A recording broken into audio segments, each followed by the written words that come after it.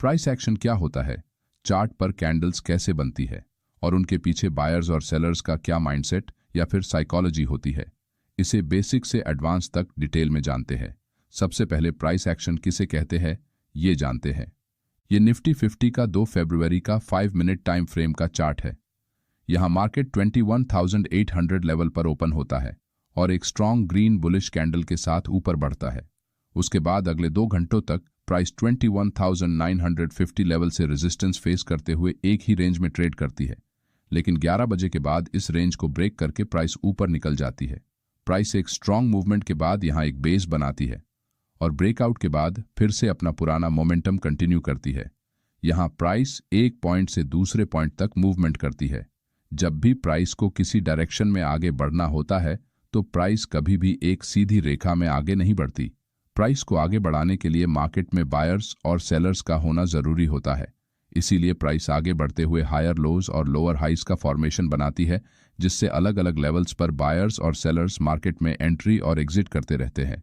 Price के इसी movement या फिर एक्शन को ट्रेडिंग की भाषा में प्राइस एक्शन कहते हैं।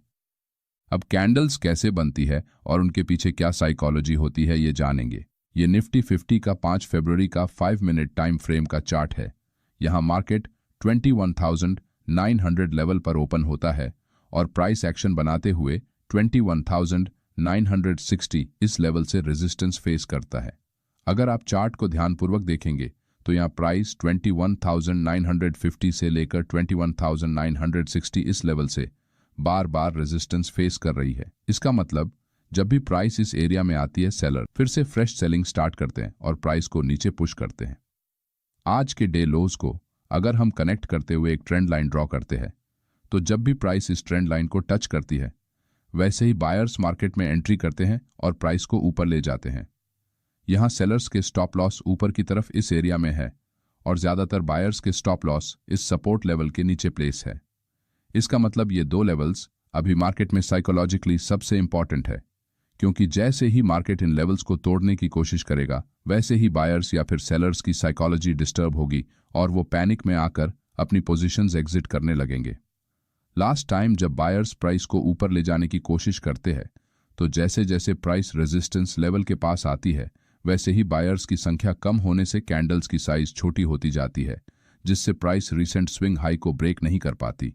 इसका मतलब प्राइस को ऊपर ले जाने का ये बायर्स का आखिरी अटेम्प्ट था। लो बाइंग प्रेशर को देखकर सेलर्स प्राइस को फिर से नीचे पुश करते हैं, जिससे एक strong red candle trend line को ब्रेक करते हुए नीचे क्लोज हो जाती है। ट्रेंड लाइन को टूटता हुए देखकर यहाँ कुछ बायर्स डर जाते हैं और ट्रेड से एग्जिट करने लगते हैं, तो कुछ न्यू ट्रेडर इस सपोर्ट लाइन को देखकर फिर से लोअर लेवल्स पर बाइंग करते हैं, जिससे प्राइस एक बार फिर से ऊपर बढ़ती है।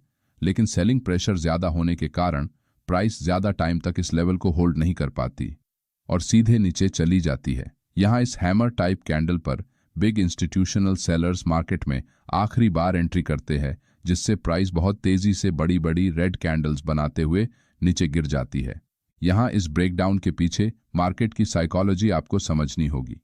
मॉर्निंग में 10 बजे से लेकर इस ब्रेकडाउन पॉइंट तक अगर आप ध्यान से प्राइस मूवमेंट को देखेंगे तो यहाँ जब भी प्राइस ऊपर की तरफ बढ़ती है तो छोटी ग्रीन कैंडल्स बनती है, लेकिन जब भी प्राइस नीचे आती है तब बड़ी बड़ी रेड कैंडल्स बनाकर नीचे आती है। इसका मतलब मार्केट में सेलर्स बायर्स के मुकाबले एक्टिवली सेलिंग कर रहे हैं और वो प्राइस को रेजिस्टेंस लेवल के नीचे रखने में ज्यादा इंटरेस्टेड है।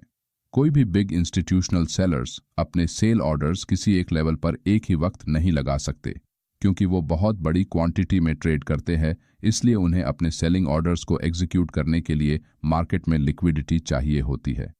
इसी वजह से मार्केट में लिक्विडिटी बनाने के लिए प्राइस को बार बार ऊपर की तरफ पुश किया जाता है, जिससे ज्यादा से ज्यादा रिटेल ट्रेडर रेजिस्टेंस ब्रेकआउट के उम्मीद में बाइंग करते हैं और इन बिग इंस्टीट्यूशनल सेलर्स के सेल ऑर्डर धीरे धीरे एग्जीक्यूट होते हैं। जैसे ही रिटेल ट्रेडर्स का बाइंग इंटरेस्ट कम होता है वैसे ही ये बड़े सेलर्स ऊपर से सेलिंग स्टार्ट करते हैं और प्राइस को गिरा देते हैं।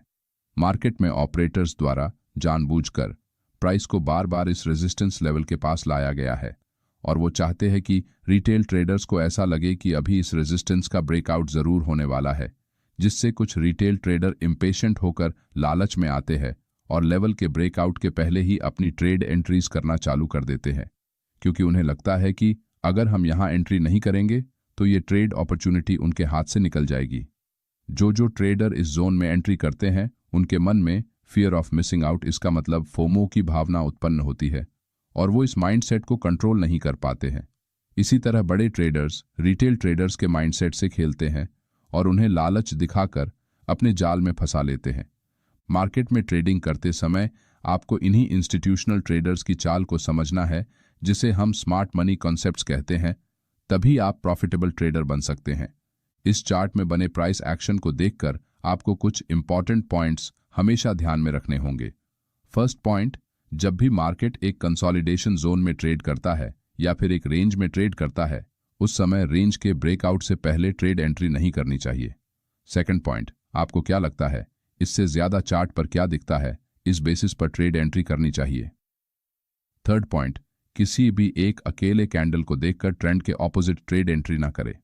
यहां इस अकेले ग्रीन बुलिश कैंडल को देखकर अगर आप लॉन्ग ट्रेड लेने की कोशिश करते हैं तो आपका लॉस होने के चांसेस ज्यादा है।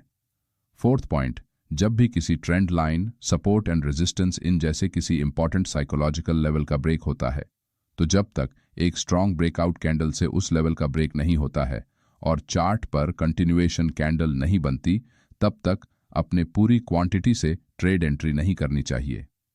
फिफ्थ पॉइंट, मार्केट में प्राइस एक्शन का एनालिसिस करते हुए कुछ कैंडल्स को देखकर बाय और सेल का डिसीजन नहीं करना चाहिए। कोई भी डिसीजन लेने से पहले मार्केट का ओवरऑल मेजर ट्रेंड क्या है ये देखना बहुत जरूरी है, तभी आप सही ट्रेड एंट्री कर सकेंगे।